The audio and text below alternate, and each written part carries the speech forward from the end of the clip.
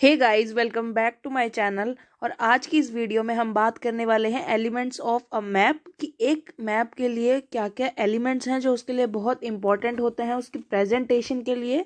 और जैसा कि आपको पता है कि लास्ट वीडियो में हमने बात करी थी टाइप्स ऑफ मैप्स की कि कौन कौन से टाइप्स के मैप होते हैं और किन बेसिस पे हम उन्हें क्लासीफाई कर सकते हैं। तो उसमें हमने पढ़ा था टाइप्स, बट इसमें हम पढ़ेंगे एलिमेंट्स की। आपने टाइप्स पढ़ लिए, उसमें कौन कौन से मैप्स होते हैं, बट आप एक मैप को कैसे प्रेजेंट करते हो सबके सामने, उसको एक रीडेबल मैप बनाते हो ताकि जो भी आप सामने वाले को अपने डेटा के बारे में बताना चाहते हो वो कैसे उस तक आप अपने एलिमेंट्स के थ्रू मैप्स के उस तक कन्वे करते हो अपना मैसेज और अपना डेटा को। तो सबसे पहले बात करते हैं the making of a map की। मैप के जो बेसिक एलिमेंट्स हैं वो हमारे लिए क्यों इतने इंपॉर्टेंट है और वो हमें कैसे हेल्प करते हैं। तो learning the basic elements of a map helps you to read existing maps and create your own maps. अगर आप किसी भी एक मैप को क्रिएट करते हो अपने किसी भी डेटा के साथ और अगर आप ये एलिमेंट्स उसमें ऐड नहीं करोगे तो आपको क्या होगा, आपने वो मैप दे दिया, आपको पता है कि उसमें आपने क्या डेटा का यूज़ करा और आपने क्या एलिमेंट्स यूज़ करे, बट अगर आप वो एलिमेंट्स को उसमें नहीं डालोगे, उसमें यूज़ नहीं करोगे टू प्रेजेंट अ मैप, तो सामने वाले को वो मैप का एक्चुअल जो एक मोटिव है, जो पर्पस है, वो नहीं पता लगेगा। तो यही सारे एलिमेंट्स हैं जिनके थ्रू आप अपना जो एक डेटा है और अपना जो एक पर्पस है वो कन्वे कर सकते हो टू द रीडर्स। तो फर्स्ट जो एलिमेंट है, जो द मोस्ट इम्पॉर्टेंट एलिमेंट है, जिसके बिना आप अगर मैप शो करते हो तो उसका कोई मीनिंग नहीं रहेगा अगर आपने उस मैप को एक टाइटल या हेडिंग नहीं दी।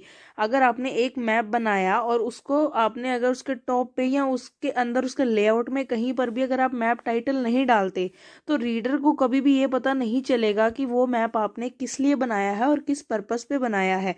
तो title will be in large font and describe it detail what the map is for, कि आप किस पर्पस से ये मैप बना रहे हो और उसमें कौन सा डेटा शो कर रहे हो, वो आपको मैप टाइटल में देना बहुत ज़रूरी है।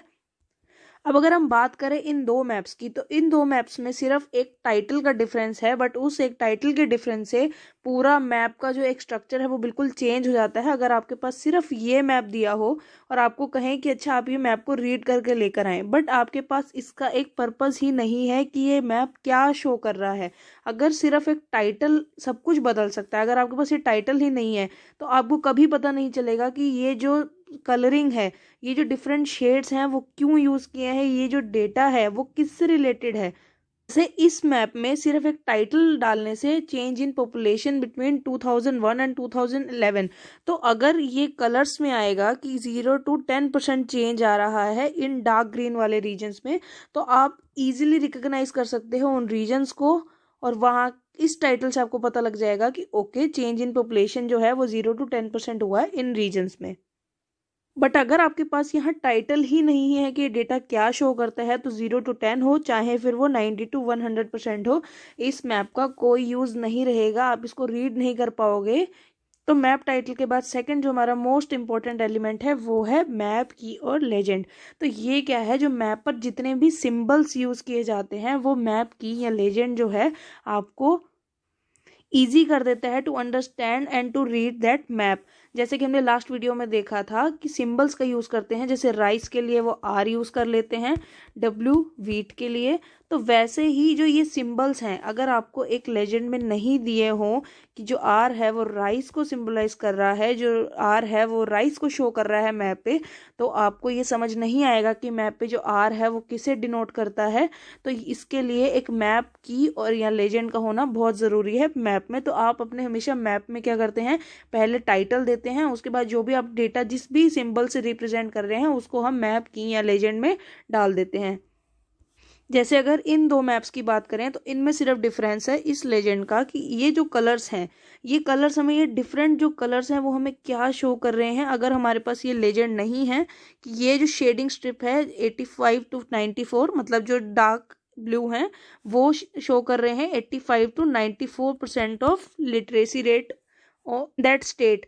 तो यहाँ से आपको इस कलर स्ट्रिप से, मतलब इस जो हमारी ये की है जो लेजेंड है, इससे हमें पता लग जाएगा कि कौन कौन से स्टेट्स ऐसे हैं जो इन डेटा को शो करते हैं। बट यहाँ पर हमारे पास कोई लेजेंड नहीं है, इसकी वजह से ये जो शेड्स हैं इनके बारे में हमें नहीं पता लगेगा कि ये डिफरेंट कलर्स क्यों यूज़ किए गए हैं। तो टाइटल और की के बाद जो हमारा थर्ड मोस्ट इम्पॉर्टेंट है वो है हमारे पास स्केल इंडिकेटर।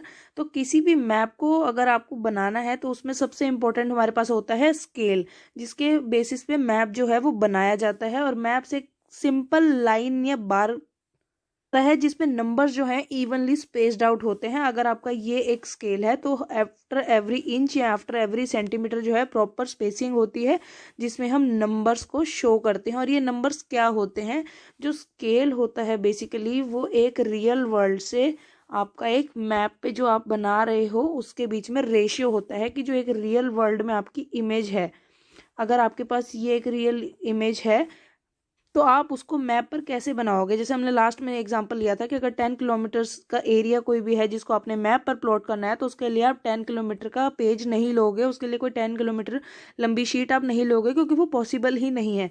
तो आप क्या करोगे, 10 किलोमीटर को रेशियो बना दोगे 1 सेंटीमीटर का, कि जो 1 सेंटीमीटर हमारा मैप का है 1/1 वो 10 किलोमीटर को मैप पर शो करेगा। अब अगर हम इस मैप की बात करें तो यहाँ पर हमारे पास कोई भी स्केल जो है वो गिवन नहीं है। बट अगर इस मैप की बात करें तो यहाँ पर हमारे पास जो मैप गिवन है उसमें है कि जो 1 सेंटीमीटर ऑन द मैप, अगर 1 सेंटीमीटर हमारा मैप का है तो वो शो कर रहा है 100 किलोमीटर्स ऑन द मैप।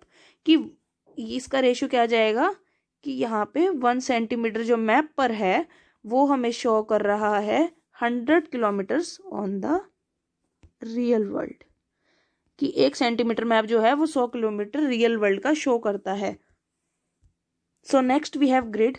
तो ग्रिड क्या होता है, एक हॉरिजॉन्टल और वर्टिकल लाइंस का जो है एक पैटर्न होता है जो हमारी लैटिट्यूडनल और लॉन्गिट्यूडनल लाइंस होती हैं, जो इमेजिनरी लाइंस होती हैं जो किसी भी एक एरिया की लोकेशन को एक्स वाई और जेड कोऑर्डिनेट्स के थ्रू दिखाती है। जिसमें एक्स की बात करें तो मैप में सिर्फ हम जो ग्रिड पैटर्न यूज करते हैं वो लैट और लॉन्गिट्यूड के लिए यूज करते हैं।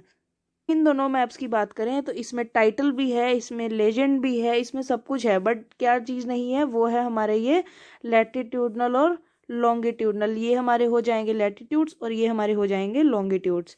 तो यहाँ पर ये मैप में लैटिट्यूड और लॉन्गिट्यूड होने भी ज़रूरी हैं ताकि आप हर एक पार्ट का, अगर यहाँ से हमारी ट्रॉपिक ऑफ कैंसर निकलती है तो so that you can identify कि कौन सी ट्रॉपिक ऑफ कैंसर से जो हमारा है 23.5 डिग्रीज इक्वेटर जो यहाँ से जा रहा है और उसके बाद जो हमारा ट्रॉपिक ऑफ कैंसर है वो 23.5 डिग्रीज। तो आपको इस एक ग्रिड लाइन से, एक लैटिट्यूडनल लाइन से ये पता लग जाएगा कि इंडिया को जो है वो लाइन इक्वल हाफ्स में डिवाइड करती है और कौन से ऐसे स्टेट्स हैं जो अपर रीजन में आते हैं ट्रॉपिक ऑफ कैंसर के और कौन से ऐसे हैं जो ट्रॉपिक ऑफ कैंसर और इक्वेटर के बीच में आते हैं।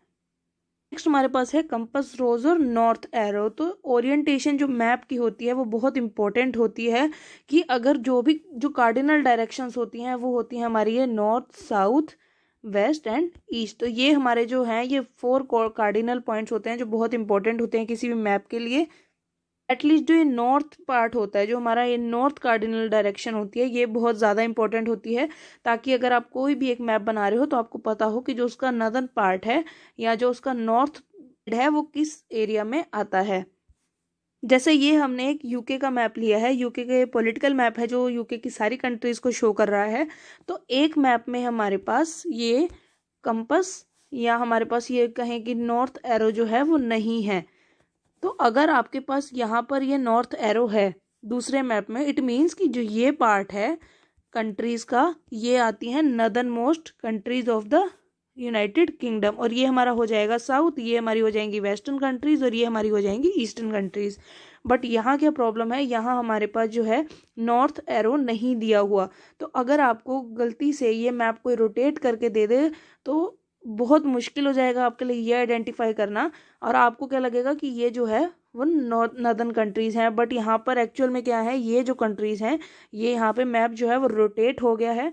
तो इसलिए मैप को हमेशा प्रेजेंट करने से पहले ये याद रखना चाहिए कि नॉर्थ एरो कहाँ पर है। अगर हमें ये मैप भी प्रेजेंट करना हो तो हमें यहाँ पर ऐसे नीचे की तरफ एरो करके यहाँ नॉर्थ करना पड़ेगा ताकि ये जो एरिया है वो सबको पता लग सके रीडर्स को कि ये जो हमारा पोर्शन है वो नॉर्दर्न पार्ट है यूनाइटेड किंगडम का।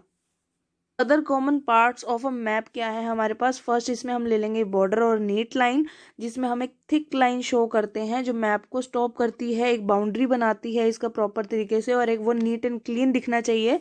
और सेकंड हमारे पास होते हैं मैप क्रेडिट्स। ये उनको दिए जाते हैं जिन्होंने ये इन्फॉर्मेशन कलेक्ट करके वो मैप बनाया है, और वो किस ईयर में बनाया है और किस लिए बनाया, उनका पर्पस क्या था उस मैप को बनाने का।